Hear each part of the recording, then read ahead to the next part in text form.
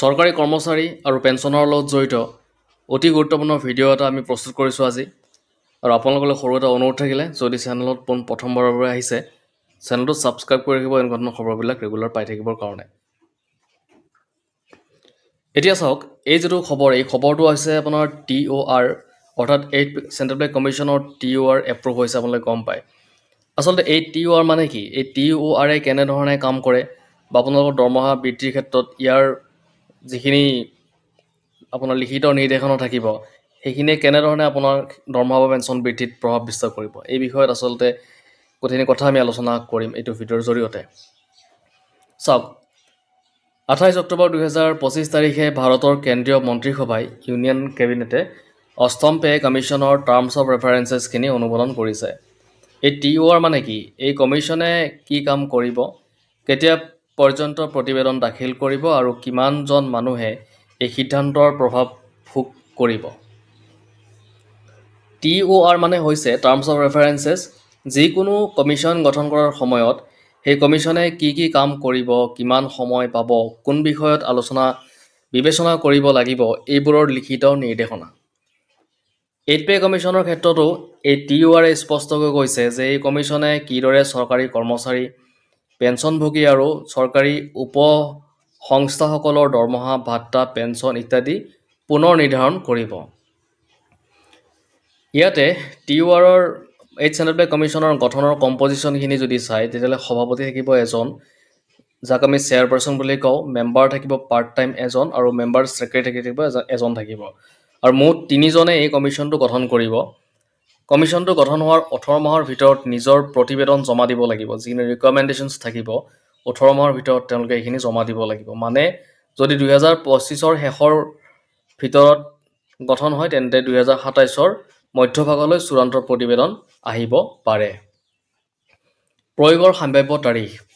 চৰকাৰৰ লক্ষ্য হৈছে 8th চেণ্ট্ৰেল পে কমিশ্যনৰ নতুন বেতন কাঠামো 1 জানুৱাৰী 2026ৰ পৰা প্ৰয়োগ কৰা।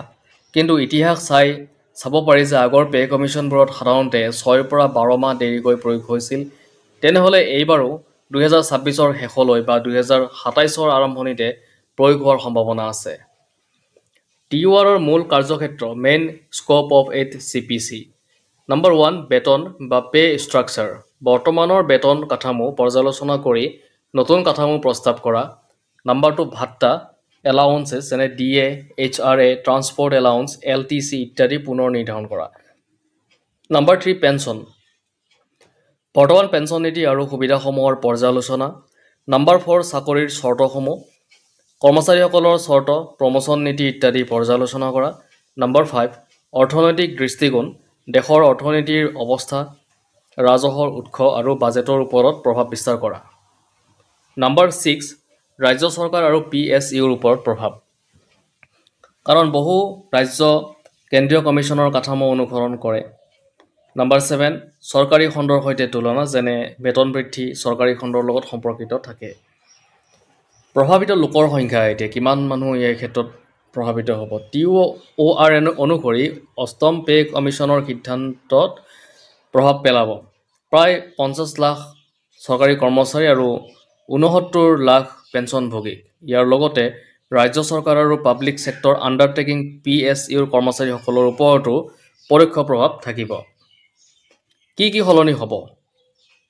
ইয়াতে চাওক, ফিটমেণ্ট ফেক্টৰৰ বৃদ্ধি হ'ব। অনুমান কৰা হৈছে 30ৰ পৰা 34% পৰ্যন্ত বেতন বৃদ্ধি হ'ব। ডিয়াৰনেছ এলাউন্সৰ পুনৰ নিৰ্ধাৰণ হ'ব। HRA নতুন স্কেল অনুযায়ী পৰিৱৰ্তন হ'ব। পেঞ্চন ৰিভিজন হ'ব, পেঞ্চনভোগীসকলৰ পেঞ্চন বেছি হ'ব পাৰে। নম্বৰ 5, এলাউন্স ৰেচনেলাইজেশ্যন, বিভিন্ন ভাত্তাত একে মানদণ্ড ব্যৱহাৰ হ'ব। TORে আৰত উল্লেখিত বিশেষ দৃষ্টিকোণবিলাক আমি চাওঁ।